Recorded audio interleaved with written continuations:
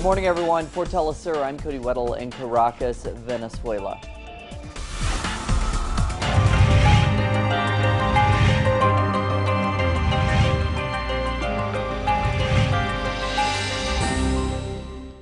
In Colombia, peace talks between President Juan Manuel Santos' government and representatives of the Colombia Revolutionary Armed Forces resumed on Wednesday in Havana, Cuba. Now, according to officials, the latest round of negotiations will take place over the next 7 days. Discussions are expected to propose de-escalation strategies. A FARC representative recently noted that the peace dialogue already resulted in partial agreements on more than half of the issues on the agenda, among them agriculture, political participation, and illicit drugs. Buenos días. The FARC rebels have insisted on the urgent need for a ceasefire. They also say that they are not responsible for any crimes against humanity and instead blame the Colombian government and paramilitary groups for committing atrocities against the people of their country.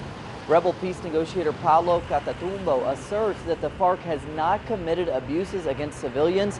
NGOs have reported that over 1 million people have died during the 50-year internal conflict in Colombia.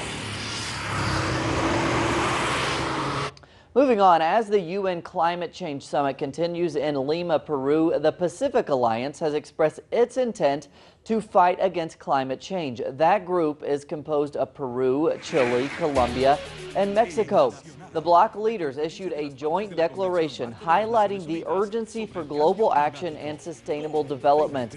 The countries backed efforts to reduce greenhouse gas emissions. They call for adaptation measures to be included in the Paris Agreement next year. U.S. Secretary of State John Kerry will address the conference today and is expected to strongly urge negotiators to reach a deal.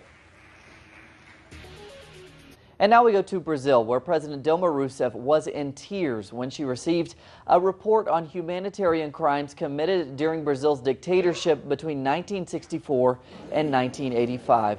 Rousseff herself was a victim of such abuses. A Truth Commission is investigating the abuses by the military regime.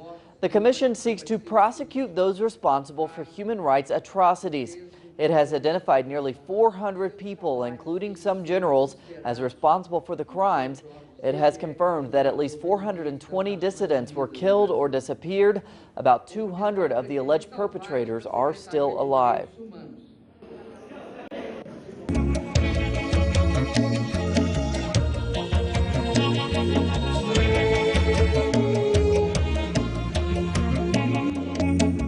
The Mexican Senate has received a petition from the family members and local students from Ayotzinapa demanding that the Guerrero state government be dissolved.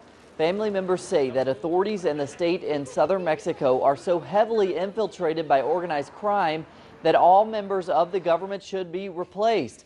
Mexican lawmakers have vowed to consider the request and make a ruling by next Monday. Meanwhile, widespread protests continue across the country, protesting against acts of state violence and impunity.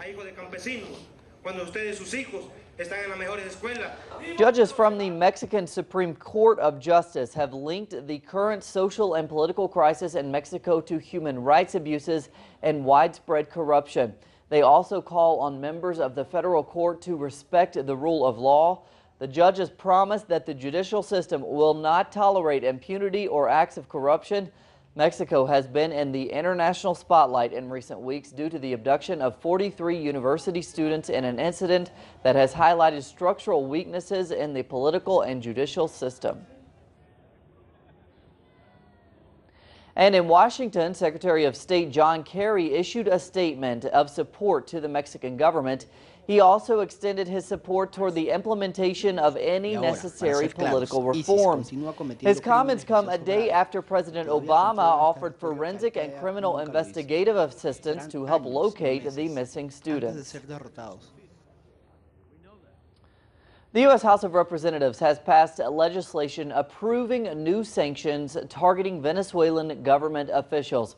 The Senate approved the measure on Monday. It will now be sent to the White House, where President Barack Obama's administration has signaled he will sign the legislation into law. Venezuelan President Nicolas Maduro railed against the measures as, quote, insolent imperialist sanctions. Maduro has accused the opposition of plotting with Washington to topple his government.